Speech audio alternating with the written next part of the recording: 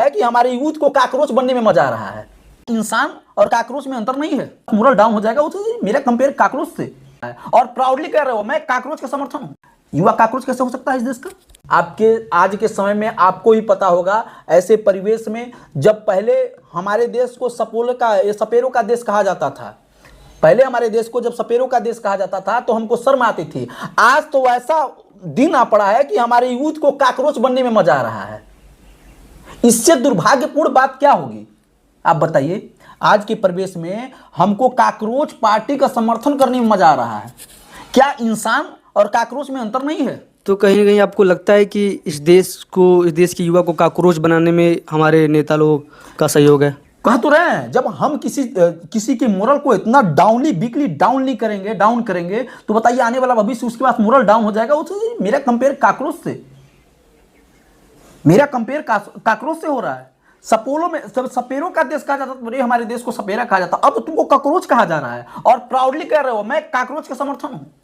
आने वाला भविष्य बताइए कैसा हो सकता है जब अपना आइडियल काकरोच का मान रहे हैं? तो भैया प्रकृति की सबसे यूनिक कॉन्सेप्ट जो है वो इंसान है।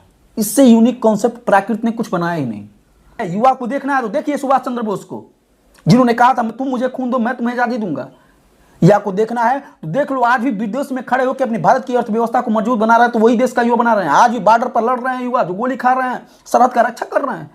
युवा काकरोच कैसे हो सकता है इस देश का? जो वसुंधरा के लिए मर मिटने के लिए तैयार हैं, इस धरती के लिए, माँ धरती धरातल के लिए मरने के लिए तैयार है, वो देश का युवा काकरोच कैसे हो सकता है? अगर आप एक देश के युवा को काकरोच नहीं मानते हैं, मान लीजिए नहीं मानते हैं, बट आप जब इस जैसे सोच वाले इंसान को जब आप देखते हैं, ऐसे सोच वाले इंसान को देखते हैं, तो फिर इसकी तुलना आप कैसे करेंगे? ये इंसानी सोच तो नहीं लगती। देखिए कहा जाता है कि समाज का इफेक्ट है, उसके घर का, उसका परवरिश, उसके माँ बाप ही ऐसे होंगे। उनके घर में रिश्तों का कोई ये नहीं होगा, रिश्तों का कोई मतलब नहीं होगा। अगर उसके घर में उसके माँ बाप ने अच्छा संस्कार दिया होता तो पब्लिक ही आके ऐसे बोलने में उसको सोचता है।